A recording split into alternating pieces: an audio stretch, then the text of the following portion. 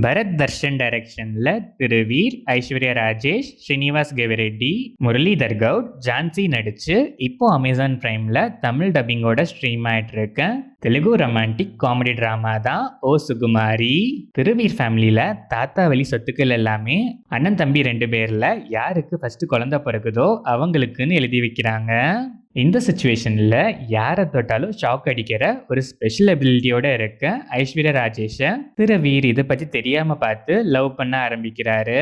இதுக்கப்புறம் நெக்ஸ்ட் நடக்கிற இன்சிடென்ட்ஸ் தான் ஓ சுகுமாரி.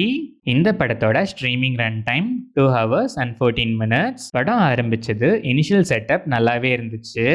பட் அதுக்கப்புறம் ஸ்க்ரீன் பிளே பெருசாக இம்ப்ரெசிவாக இல்லை. அவுடேட்டட் கிரின்ஜ் காமெடிஸோட தான் ட்ராவல் ஆகுது. அதில் சில காமெடிஸ் வேணால் நல்லா ஒர்க் ஆச்சு. இன்டர்வல் பிளாக் வரைக்குமே இதே ஜோனில் தான் படம் ட்ராவல் ஆகுது.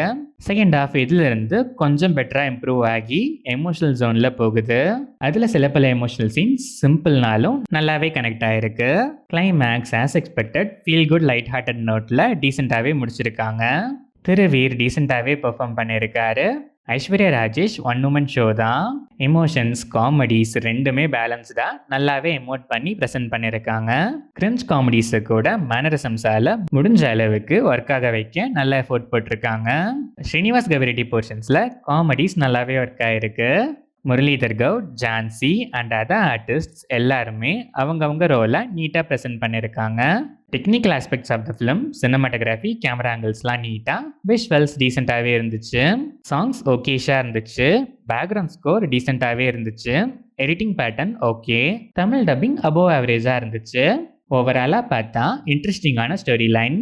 ஆனால் எக்ஸிகியூஷனில் காமெடிஸ்க்கு நிறையவே ஸ்கோப் இருந்தும் ஒரே ரெப்பிட்டேட்டிவ் கிரின்ஜ் காமெடிஸை மோஸ்ட்டாக ப்ரெசென்ட் பண்ணி வச்சுருக்காங்க.